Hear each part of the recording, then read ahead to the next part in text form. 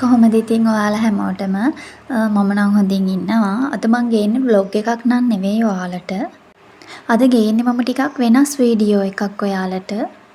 ඉතින් විශේෂයෙන් කිව්වොත් මේක girls only නෑ boysලටත් අහන්න පුළුවන්. විශේෂයෙන්ම මම ගෑන් ළමයි ටාගට් කරගෙන තමයි මේක අද ගේන්නේ.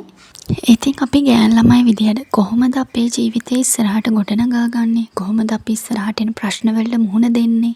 ඒ වගේම වැදගත් කාන්තාවක් වැදගත් ගෑන් ළමයෙක් විදියට අපි කොහොමද සමාජයට යන්නේ? මෙන්න මේ දේවල් ගැන ඔයාලා හිතලා තියෙනවද? ඇත්තටම සමාජයෙන් ගොඩක් කියන්නේ මොකද්ද? ගෑන් ළමයි කියන්නේ අනිත් අයට ඉරිසියා කරනවා. ඒ වගේ විදියට නේද ගෑන් ළමයි ගැන ගොඩක් අය කතා වෙන්නේ. තමන්ගේ ළඟ ඉන්න යාළුවෙක් සාර්ථක වෙනකොට ඉරිසියා කරනවා, වෙනස්කම් කරනවා. ඉතින් ඇත්තටම ওই වගේ දේවල් ගොඩාක් සමාජයෙන් ගෑන් ළමයිට කියනවා.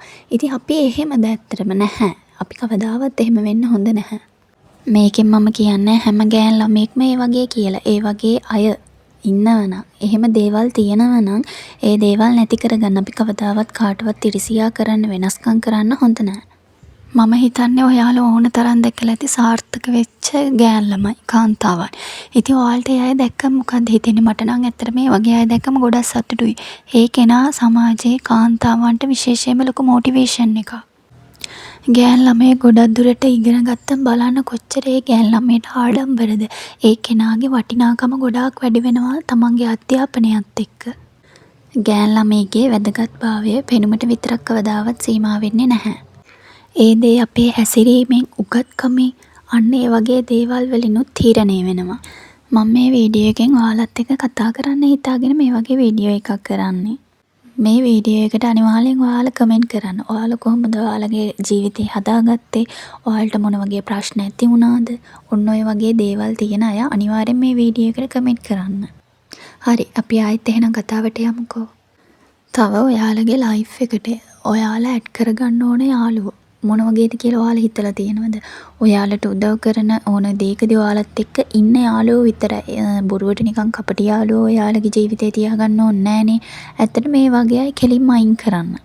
මොකද යාළුවෝ නිසා මට වෙච්ච ගොඩාක් අමිහිරි මතක තියෙනවා. ඉතින් ඒවත් එක්ක බලනකොට අපි අපේ ජීවිතේට ලං කරගන්න ඕන අපිට හොඳ යාළුවෝ විතරයි. ඉතින් මම ඔයාලට පොඩි කරුණු ටිකක් කියන්නම්කෝ.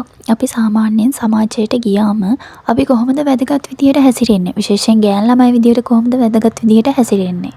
ඉස්සෙල්ලාම අපි පිටින් පේන දේවල් ගැන කතා කරමුකෝ. විශේෂයෙන් ඔයාගේ ඇඳුම.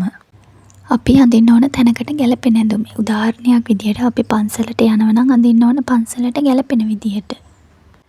ඒ වගේම අපේ කතා බහ. අපි සාමාන්‍යයෙන් ගෑන් ළමයි කියන්නේ ඕනවට වඩා කතා කරනවා කියලා අපි තැනකට ගියාම ඒ විදිහට හැසිරෙන්න හොඳ නැහැ. අපි අපිට අවශ්‍ය දේ විතරක් කතා කරන්න ඕන. විශේෂයෙන්ම අනවශ්‍ය වචන, අනවශ්‍ය රණ්ඩු වලින් දුරස් වෙලා ඉන්න. ඒ වගේම ඔයාට ගෞරවයක් දීලා හැසිරෙන්න පුරුදු වෙන්න. ඒ කියන්නේ ඔයාගේ වටිනාකම දැනගෙන කතා කරන්න. කවුරු හරි ඔයාට ගෞරව වෙන විදිහට කතා කරොත් ඒ දේවල් ප්‍රතික්ෂේප කරන්නත් පුරුදු වෙන්න ඒ විදිහටම.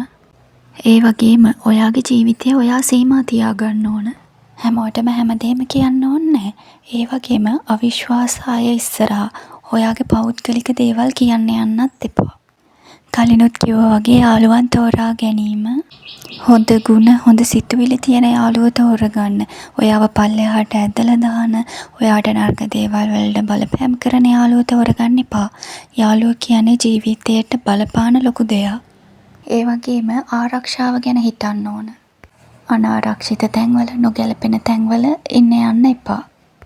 විශේෂයෙන්ම ඔයා ගැන ආත්ම විශ්වාසයක් තියාගන්න. තමන් ගැන විශ්වාස කරන්න. අනිත් අයට ඕන විදිහට ජීවත් වෙන්න යන්න එපා. තමන්ගේ ජීවිතයට හොඳ දේ තෝරගන්න එක තමයි අපි කරන හොඳම දේ. මේ දේවල් වල සාරාංශයක් විදියට ගත්තම ගෑනු ළමෙක් සමාජයට ගියාම හැසිරෙන්න ඕන ගෞරවයෙන්, බුද්ධියෙන්, තමන්ට සීමාවල් තියාගෙන ආත්ම විශ්වාසයෙන්. ඉතින් මට ඔයාලට මෙන්න මේ දේවල් තමයි කියන්න ඕන උනේ.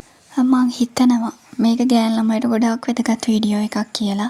ඉතින් ඔයාලගේ යාළුවන්ටත් බලන්න, මේක ෂෙයා කරන්න, ලයික් කරන්න. ඒ වගේම විශේෂයෙන් මේකට කමෙන්ට් කරන්න ඔයාලට වෙලා තියෙන දේවල් ගැන. ඉතින් ඊළඟටත් ලස්සන වීඩියෝ එකකින් හමු වෙනකන් හැමෝම පරිස්සමින් සතුටින් ඉන්න.